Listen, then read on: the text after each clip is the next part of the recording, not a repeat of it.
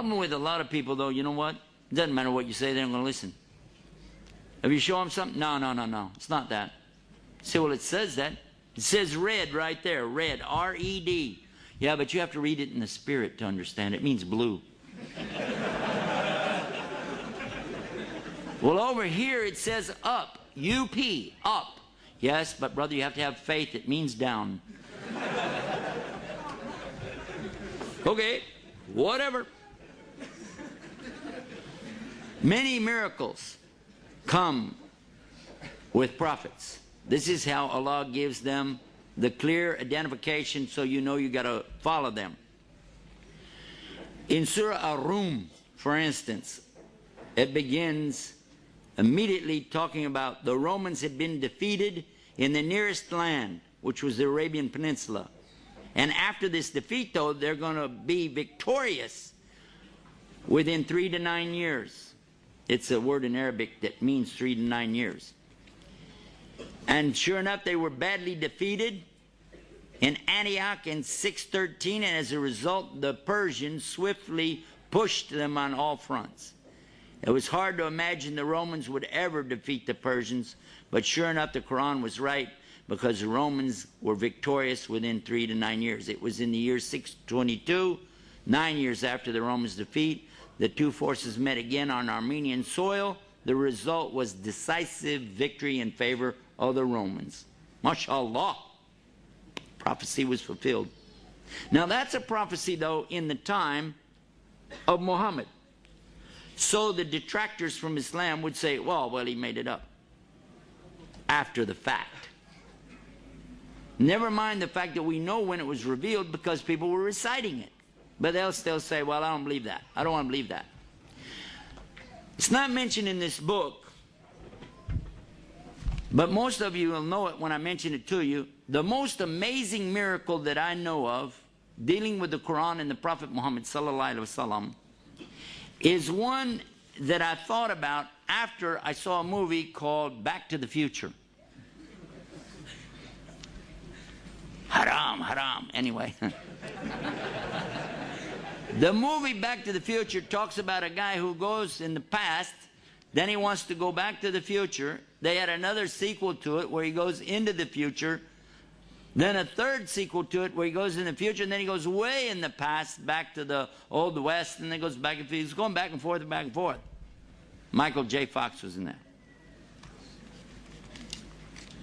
But I thought about this, and then I thought about something. Nobody could really predict things that happened in the ancient past that people are arguing about. They don't even know what it is for sure. But somebody to predict something in the past and then make a connection with that to something in the future. Do you think somebody could do that? That would be really tough. I want you to take a subject that happened, let's say, 3,000 years ago, okay? And I want you to take that subject and then predict something about it 1,500 years from now, and let's see how well you can do. Well, the good news is you won't be here, so nobody could blame you. But the Quran is still here, and we just found out something in the 1970s. An amazing thing. For a long time, centuries, not just the Christians, but even some of the Jews, people have been arguing about Moses, alayhi salam. Did he really even exist, or was he just somebody that they made the story up about? Big-time scholars of the Bible have actually said that this is just a nice story. There really wasn't anybody named Moses. There wasn't anybody named Pharaoh. There really was no incident of the Jews being taken into captivity or the punishment that they went through and then being saved and taken away from that. It's just something that somebody made up. And they even say it was made up probably during the Babylonian exile, which did happen. This is on record. And when they came back from it, they just put all that together to kind of, encourage the troops and stuff like that. This is actually in books that I've read about the scholars of the Old Testament. So the Prophet ﷺ only repeats what he hears. The angel Jibril is a representative of Allah and tells him to recite. He recites, and what he hears, he recites, and the people recite the same thing. And we've been doing that mouth to ear and ear to mouth ever since. In the Quran, there's a statement, a strange statement, that was actually discovered by a non-Muslim in the early 70s. He was one of the world's top surgeons and lecturers, scientists from France, Dr. Maurice Bucaille. He was asked to go to Cairo, Egypt, to examine the corpse of a mummy. They wanted to do some forensic work on it to get some information and discover whatever they could from this mummy. He was amazed because he said, we can prove that this person died of drowning. He was asphyxiated, meaning that his lungs filled with water, and he died from this. He said, therefore, I have to conclude from this and the time period, this fits exactly the story of the Bible. This was Pharaoh of the time of Moses, and he was so amazed. He was shocked. But do you know what happened? The people in Cairo, happened to be Muslims, of course, they said, it's no big deal. We already know that. He said, yes, but we've discovered him. And they said, well, we know that too. He said, no, I mean, this is his body. And it's here. And they said, well, we know because it's in the Quran. He said, the what? So he gets introduced to a subject called the Arabic language. He began to study it until he could understand the Arabic well enough to actually translate for himself every single word. Because he wanted to know, what is this book? Because it says in it that Allah is going to punish Pharaoh in a very specific way. That he is going to drown him, but he's going to preserve his body as a sign.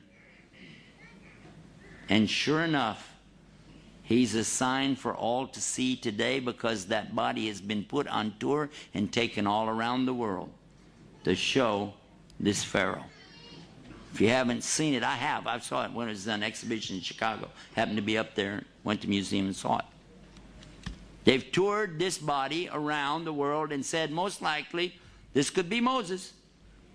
Not Moses himself, but the Pharaoh of Moses' time. There he is. Amazing. Huh? But that's not where it ends. Dr. Bucaille continued his study until he managed to go through the disciplines of geology and geography, astronomy, embryology, and prove without a shadow of a doubt that every single reference in the Quran to science is absolutely, emphatically proven to be correct. It was his book that was first published in the French language that really stood the science people up on their ear.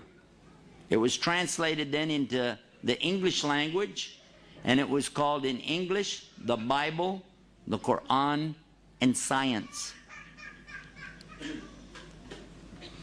He wrote another book, The Origin of Man, because it became evident, without any doubt, what Allah had said in the Quran proves there is a God, a creation, and human beings did not come from monkeys. And we believe that as Muslims. Although I still wonder, you know, when I look at my brother-in-law, I can't help but think that, never mind, this is another subject.